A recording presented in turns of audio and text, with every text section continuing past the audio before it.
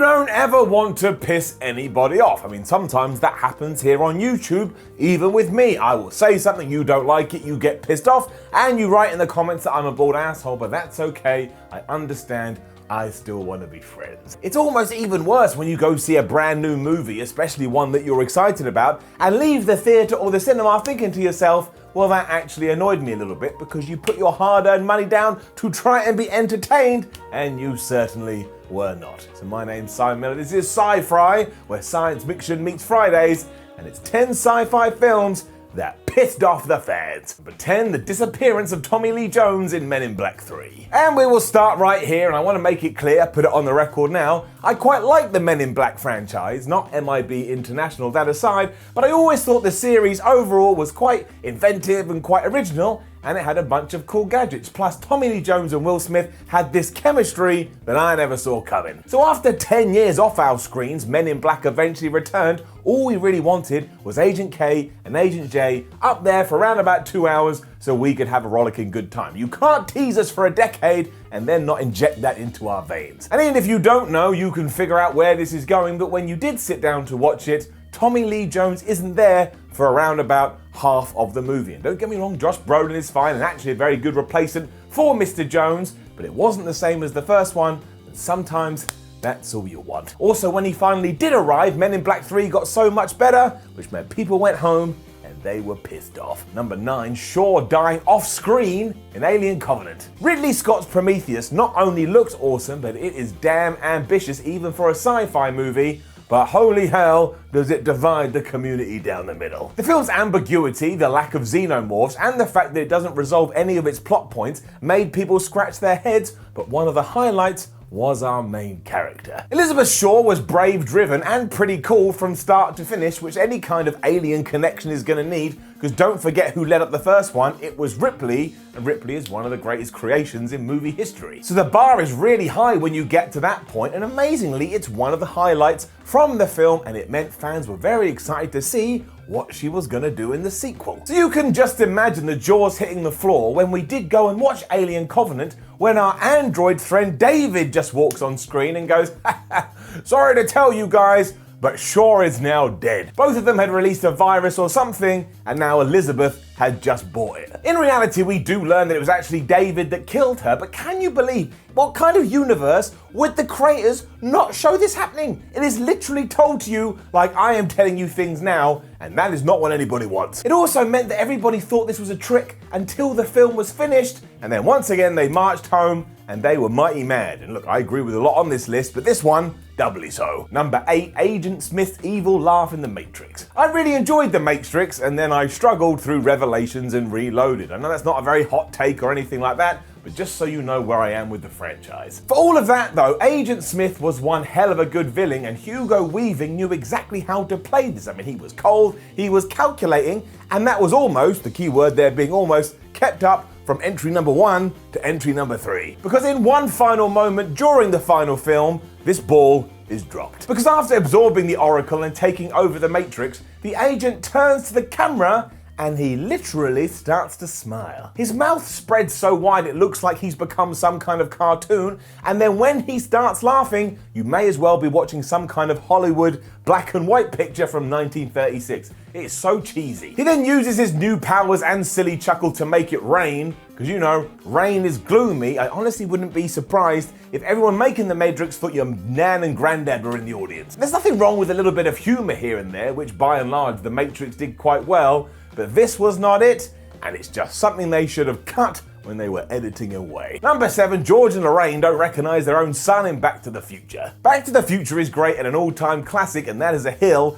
I am willing to die on. However, given that it is dealing with time travel, it was always going to run into a few obstacles and a few walls here and there is one massive one which, when you think about it, you will never be able to unthink about it. Still, this is one of the most glaring plot holes you will ever see in a AAA big blockbuster Hollywood movie, because how in the hell would George and Lorraine, Marty McFly's parents, not recognize Marty McFly I mean, it all has to do with there being in different timelines, but look, it still doesn't make any sense. And if you don't know too, the movie does indeed follow Marty and Doc as they travel back to 1955 in order to get George and Lorraine to hook up and have a relationship, so Marty McFly in 1985 doesn't just vanish. So during this time in the 50s, he spends a lot of time with his own parents and is even the reason that they do hook up and go on to have a bunch of babies. So as far as they're concerned, Calvin Klein, as he tells them his name is an absolute hero. So then after they have given birth to him, sort of 30 years later or whatever it is, and he grows into a man to the point he's starting to look like an adult, wouldn't they go, wait a minute, this looks a lot like that dude at our high school prom who helped us get together. It really doesn't matter because, again, these films absolutely rock, but you know, it is something you have to address. And look, if you go out there onto internet land, for some reason, it really does piss people off. Number 6, Amanda doesn't shut up in Jurassic Park 3. Jurassic Park 3 is obviously the third in the trilogy and obviously the third when it comes to rating them on the merit of quality, but look, there are still dinosaurs in it, so I find a way to enjoy it. But if you want to tell me it just smells of like a Hollywood cash-in, well, you ain't wrong. Really, however, it's the execution that is the problem here. I mean, take the Spinosaurus, whatever they decide to call it. That's not too bad of an idea at the concept stage, but it's just not executed very well, so it's a lot like Agent Smith's laugh. The major issue, and one that winds people up, is Tia Leone's Amanda Kirby, who spends so much of this just shouting down a megaphone. And I know she's looking for her lost son, but still, when you're on an island filled with dinosaurs that want to kill you, and the people that know about the dinosaurs who want to kill you are giving you advice, you should start listening instead of running amok and once again shouting down this damn megaphone. What the film really should have done is have Mrs. Kirby get eaten by a T-Rex the 42nd time she does this, but unfortunately that does not happen. And instead, Alan Grant spends the whole time just absolutely fed up, thinking to himself, why did I ever agree to take this loud, obnoxious person to this stinking island? Number 5, Data doing a Spock in Star Trek Nemesis. Star Trek The Next Generation is my favourite take of all of them, and therefore the fourth and final Next Gen movie is alright by me, even though Nemesis did die at the box office and take a pretty bad kicking from critics. But I don't really care because hindsight is a powerful tool, and it's also why I was so excited for Picard on Amazon Prime. I think the damn thing is wonderful. Yelled at for being too much like Wrath of Khan, which I don't actually think is that bad of a thing. What really annoyed people is one scene in particular between Captain Picard and Data. Because after Picard has killed Shinzon on his ship, he now realizes, oh no, I can't get back to the Enterprise. But then Data appears from nowhere,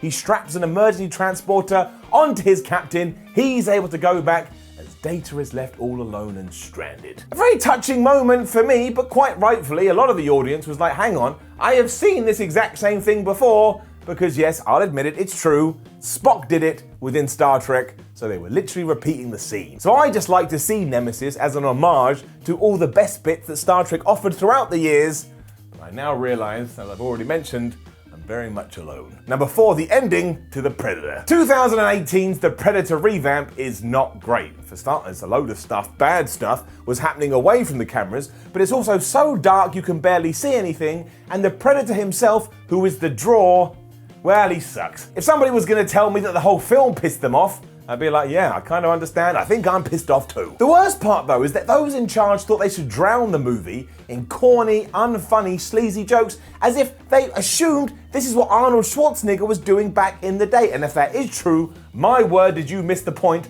of an absolutely incredible film. There's just so many innuendos and one-liners, and not one of them hit. They're all incredibly cringy. It falls down even further when the movie starts to wrap up, because our hero McKenna, he gets led underground and it shows some cargo that's been left on Earth by one of the Predator's ships. As it opens, some technology attaches itself to a nearby worker, meaning that now, oh my gosh, can you believe it? Humans can turn themselves into Predator-like machines. As if to remind you this whole thing is just a farce though, the camera zooms right into McKenna's face as he goes, with just the worst intonation ever, "That's my new suit." Clearly the producers thought this was the coolest thing that's ever been done since the world came into existence.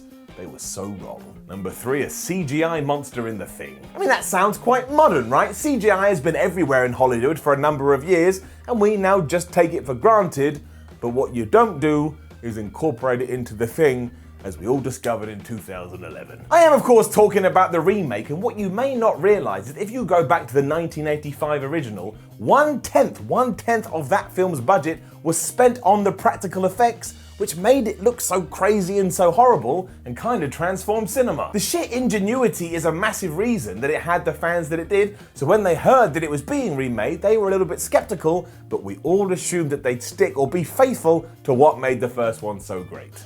You so wrong. Instead, the movie is stacked with as much CGI as you could shake a stick at, but the stick is probably CGI too, so you're just doing this with your hand in front of a green screen. Everyone here went well overboard to the point that everything here looks a little bit cheap, and when you think about what they did with the original one, it just doesn't make any sense. Fans were livid, they yelled, but unfortunately it was too late. But the good news is, you can just stick on the 1985 one and everything will be alright. Number 2, John Connor dies in the Terminator. Terminator Dark Fate was bizarre, was it not? I mean, we were all kind of excited because the original cast was coming back and James Cameron was back on board.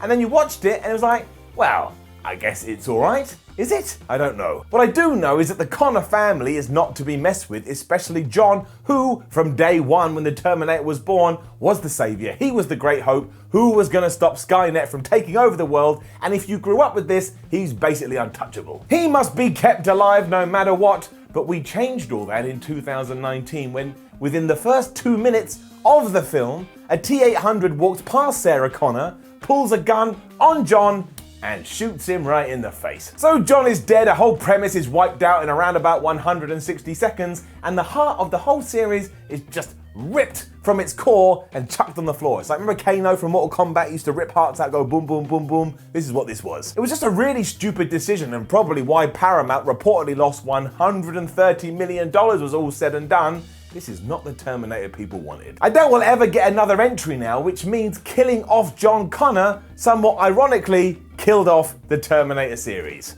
Get that in your head. Number 1, Luke Skywalker throws his lightsaber away in The Last Jedi. I mean, you can just take any of the new Star Wars films and somebody somewhere will be pissed off. I'm a little bit worried about saying this, but I always enjoyed them, even if it was just to a little bit of a degree. Mostly it was Adam Driver's performance. That man is so talented. And as we know now too, you do not joke around when it comes to Luke Skywalker. Now, Star Wars has always been great when it comes to humor, but I suppose when you get that joke wrong and the audience feels like the joke is on them, well, you know the title of this video, they get pissed off. Happening in The Last Jedi, it follows on from that amazing scene in The Force Awakens when Rey has finally tracked down Luke Skywalker and gives him his very only lightsaber, something he hasn't seen for years. It was a really cool cliffhanger, so when the next movie starts off and Luke just chucks it off a cliff, and I mean that literally, some fans audibly gasped. Forums across the world lost their minds, and I admit it, I laughed a little bit. I know I'm a bad person, somebody come and punch me in the face, because really they saw this as Disney taking the franchise and also chucking it off a cliff. However, the trilogy is done now too. We can all just calm down and wait and see what is next round the corner.